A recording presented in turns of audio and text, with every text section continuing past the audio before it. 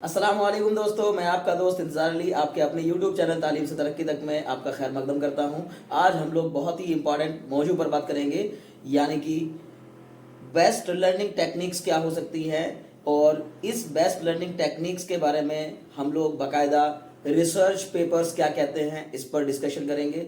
और दो बड़े बड़े साइंसदान, दो बड़े बड़े प्रोफेसर्स की रिसर्चेस क्या कहती हैं, बेस्ट लर्निंग टेक्निक्स क्या हो सकती हैं। इसमें हम लोग जेफरी डी कार्पिके और जॉन डनलॉस्की की रिसर्च को उठाएंगे और इन दोनों ही लोगों के बारे में देखते हैं कि ये लोग क्या बताते हैं कि बेस्ट लर्निंग टेक्निक्स क्या हो सकती हैं। देखिए, सबसे पहली बात यह है कि आज के टाइम में लर्निंग टेक्निक्स पर बात करना इसलिए ज़रूरी हो गया क्योंकि बच्चों की जो लर्निंग कैपेबिलिटी है और लर्निंग कैपेसिटी है वो बहुत ही कम हो चुकी है। आज के वक्त में बच्चे चीज़ों को सिर्फ और सिर्फ ऊपरी तौर पर तैयार करके एग्ज़ाम हॉल में जाते हैं और एग्जामिनेशन में बैठ करके एग्ज़ाम में वो ऊपरी चीज़ें जो है ना फिर उनको काम नहीं देती हैं और वहाँ पर वो बहुत बड़ी मुश्किलात का सामना करते हैं। इसलिए ज़रूरी है कि आप बेस्ट लर्निंग टेक्निक्स क्या हो सकती हैं उनके बारे में जानें। तो जॉन डनलॉस्की नाम के एक बड़े प्रोफेसर की मैं आपको बात बता रहा हूँ। उन्होंने बड़ी रिसर्चेस की हैं, उन्होंने हज़ारों से ज़्यादा पेपर्स को पढ़ा और हज़ारों की तादाद में पेपर्स पढ़ने के बाद पुरानी जो रिसर्चेस हैं उनको सबको उनका मुताला किया, उनको पढ़ा, उनको जानने के बाद ये समझने की कोशिश की कि आखिर बेस्ट लर्निंग टेक्निक्स होती क्या हैं। उन लर्निंग टेक्निक्स में से उन्होंने 10 लर्निंग टेक्निक्स को चुना और उन 10 लर्निंग टेक्निक्स को जब उन्होंने अरेंज किया कि कौन लर्निंग टेक्निक बेस्ट है और कौन सी वर्स्ट है और किस लर्निंग टेक्निक को अपनाना चाहिए किसको नहीं, तो इतनी हैरान कर देने वाली बात सामने आई कि आप भी सुनकर बहुत ज़्यादा हैरान रह जाएंगे। मोस्टली टीचर्स, मोस्टली स्कूल्स में, मोस्टली जगह पर चीज़ें या माँ बाप भी अपने बच्चों को एक ही चीज़ समझाते रहते हैं कि बेटा री रीडिंग री रीडिंग री रीडिंग करिए। ऐसे ही जेफरी डी कार्पिके की रिसर्च कहती है कि उन्होंने जब कुछ लोगों पर रिसर्च की और कुछ लोगों से जानने की कोशिश की और कुछ बच्चों से ये जानना चाहा कि आपके पढ़ने का तरीका क्या है, आपकी लर्निंग टेक्निक्स क्या हैं, आप पढ़ते कैसे हैं, आप किस तरीके को अप्लाई करते हैं अपने पढ़ने में, तो लगभग 83% बच्चों ने कहा कि हम लोग री रीडिंग करते हैं। री रीडिंग का मतलब ये कि वो बार बार चैप्टर को पढ़ते हैं और उसको पढ़कर ये मान लेते हैं कि हमारी सब चीज़ें तैयार हो गई हैं। इस तरह बार बार चीज़ों को पढ़कर और ये मान लेना कि हमने सब पढ़ लिया है तो हमारा सब तैयार होगा और हम एग्जामिनेशन हॉल में बहुत अच्छा परफॉर्म करेंगे, इसको इल्यूजन ऑफ कॉम्पिटेंसी कहते हैं। मतलब आपको ये एहसास हो जाना कि मैंने सब तैयार कर लिया है और जो मैंने तैयार किया है वो मेरे काम आएगा एग्जाम हॉल में। अब उन्हीं 83% लोगों में से, उन्हीं कुछ बच्चों में से लगभग 40-42% बच्चों ने कहा कि हम लोग री रीडिंग भी करते हैं और साथ ही साथ हम लोग जो क्वेश्चंस प्रैक्टिस के लिए चैप्टर्स के बाद में दिए गए होते हैं, न्यूमेरिकल्स वगैरह दिए गए होते हैं या जो हमें प्रैक्टिस टेस्ट दिए जाते हैं, हम उन प्रैक्टिस टेस्ट को भी लगाते हैं।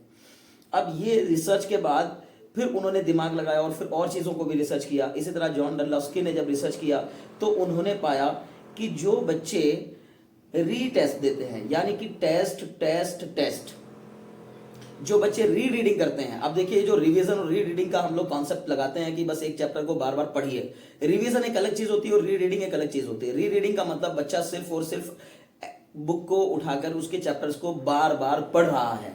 बार बार पढ़ने से वो चीजें गेन नहीं कर पाता है जो चीजें वो प्रैक्टिसिंग से करता है।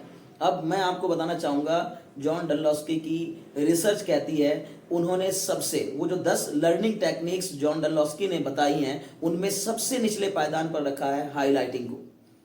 आप सुनकर हैरान हो जाएंगे। बहुत सारे लोग आपको ये कहते मिलेंगे कि आपको अपनी किताबों को पढ़ते समय इंपॉर्टेंट थिंग्स को हाईलाइट कर लेना चाहिए।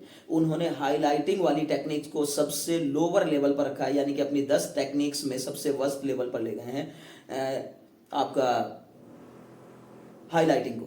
इसके बाद उन्होंने 9वें पायदान पर रखा है अंडरलाइनिंग को। उसके बाद उन्होंने 8वें पायदान पर रखा है री रीडिंग को। यानी कि जो लर्निंग टेक्निक्स है फर्स्ट से अगर 10th की तरफ जाए तो 8वें नंबर पर री रीडिंग आती है। जो री रीडिंग वाली कैपेबिलिटी बच्चों के अंदर डेवलप हो जाती है। बच्चे बार बार पढ़ करके ये जानना चाहते हैं कि ये करना चाहते हैं कि बस हम सब कुछ तैयार कर चुके हैं, हमें सब कुछ आ गया है। लेकिन री रीडिंग वाली कैपेबिलिटी या री रीडिंग वाली टेक्निक को जॉन डनलॉस्की ने 8वें पायदान पर रखा है। और उन्होंने जो टॉप मोस्ट पायदान पर चीज़ों को रखा है, या वो आप अपनी रिसर्च और पुरानी रिसर्च पेपर्स को पढ़ने के बाद जिस नतीजे पर पहुंचे हैं, तो वो नतीजा है कि आप किसी एक चैप्टर को पढ़ने के बाद या किसी एक टॉपिक को पढ़ने के बाद उसके टेस्ट दीजिए।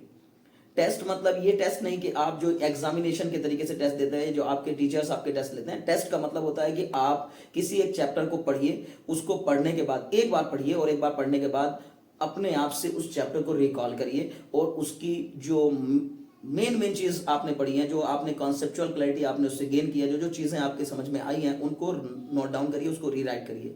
रीराइट करने के बाद फिर एक टेस्ट दीजिए। टेस्ट देने के बाद आप उस टेस्ट में एमसीक्यूज भी लगा सकते हैं, फिर इन द ब्लैंक्स भी लगा सकते हैं, आप उनके क्वेश्चंस भी सॉल्व कर सकते हैं। उस टॉपिक पर बेस्ड जो क्वेश्चंस होते हैं वो सॉल्व कर सकते हैं। वो क्वेश्चन सॉल्व करते समय आपको कुछ प्रॉब्लम्स आएंगी, वो प्रॉब्लम्स को आप दोबारा फिर से देख करके फिर पढ़ सकते हैं, लेकिन जो प्रॉब्लम्स आ रही है बस सिर्फ वही पढ़ना है।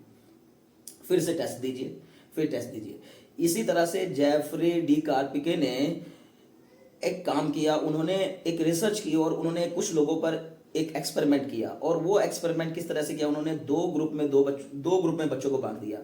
एक ग्रुप को उन्होंने 4 घंटे का टाइम दिया और बोला कि आपको ये एक टॉपिक पढ़ना है, इस एक टॉपिक को पढ़ करके तैयार करना है। और एक ग्रुप दूसरा बांटा, उसको भी वही टॉपिक पढ़ने के लिए 4 घंटे का टाइम दिया। दोनों ग्रुप को सेम टाइम देने के बाद एक ग्रुप ने उस टॉपिक को पढ़ा, फिर पहले घंटे में पढ़ा, फिर दूसरे घंटे में पढ़ा, फिर तीसरे घंटे में पढ़ा, फिर चौथे घंटे में पढ़ा।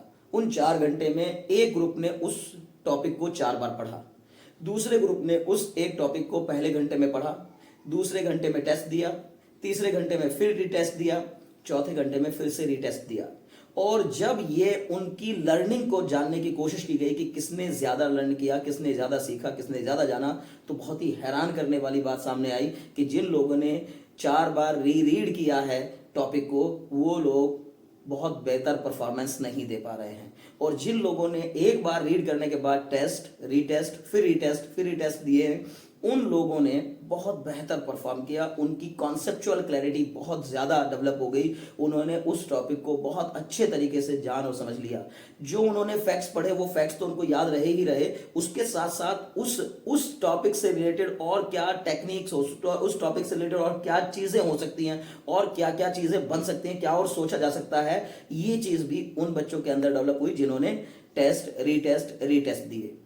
तो जॉन डनलॉस्की और जेफरी डी कार्पिके की इस रिसर्च के मुताबिक अगर हम लोग ध्यान लगाएं तो इस नतीजे पर पहुंचते हैं कि लर्निंग टेक्निक्स में सबसे बेस्ट टेक्निक होती हैं कि आप किसी एक टॉपिक को पढ़ने के बाद टेस्ट दीजिए, और जितने ज्यादा टेस्ट दे सकते हैं उतने टेस्ट दीजिए। प्रैक्टिसिंग ज्यादा से ज्यादा करिए और उनको राइट डाउन करिए। मतलब पढ़ने के बाद बार बार पढ़ना एक बेहतर टेक्निक नहीं है, बल्कि पढ़ने के बाद बार बार लिखना, बार बार प्रैक्टिस करना, बार बार उसके क्वेश्चंस लगाना, उसके चैलेंजेस को, जो उस चैप्टर से उस टॉपिक के चैलेंजेस हैं उनको फेस करना, इस चीज से आप ज्यादा लर्न करते हैं, इस चीज से आप ज्यादा सीखते हैं। और इस टेक्निक को अपनाने के बाद आपकी जो परफॉर्मेंस लेवल है बहुत ज्यादा हाई हो जाता है और वो चीजें आपको लंबे समय तक आपके माइंड में रिटेन रहती हैं। बहुत लंबे टाइम तक आप उनको कैप्चर करके रख सकते हैं, अपनी लर्निंग टेक्निक्स को बढ़ा सकते हैं और कॉन्सेप्चुअल क्लैरिटी भी उससे बहुत ज्यादा आती है। नई चीजों पर सोचने की क्षमता आपकी बढ़ जाती है।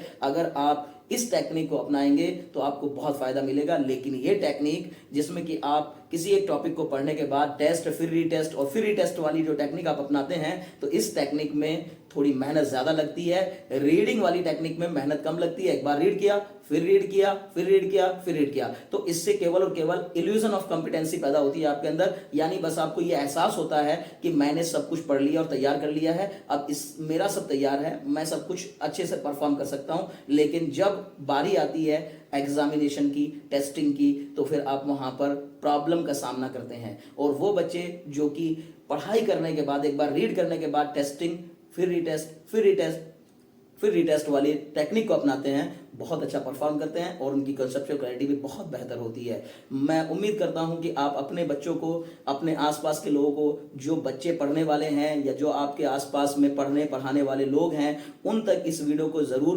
पहुंचाएंगे, क्योंकि ये वीडियो उन सभी बच्चों के लिए जो अभी पढ़ाई कर रहे हैं या जो लोग पढ़ा रहे हैं या जो लोग पढ़ने पढ़ाने के काम से जुड़े हुए हैं, उनके लिए बहुत ही फायदेमंद साबित हो सकती है। और आप अपने बच्चों तक पहुंचाने के साथ साथ और लोगों तक भी इस वीडियो को पहुंचाने की कोशिश करें और कुछ ना कुछ फ़ायदा अगर आपको मेरी बातों से पहुंच रहा हो, या आपको ये बात जो मैंने अभी आपको चीज़ें बताई हैं, समझाई, अगर वो थोड़ी भी आपको पसंद आई हो, तो आप इस वीडियो को लाइक भी कर दीजिए, चैनल को सब्सक्राइब करिए। अगर आप चैनल को सब्सक्राइब करते हैं तो हम लोगों को मोटिवेशन मिलता है, और हम इसी तरह की और नई नई वीडियोज़, नई नई टेक्निक्स के बारे में आपको बताते रहेंगे इसी चैनल पर। बहुत बहुत शुक्रिया अपना कीमती वक्त देने के लिए।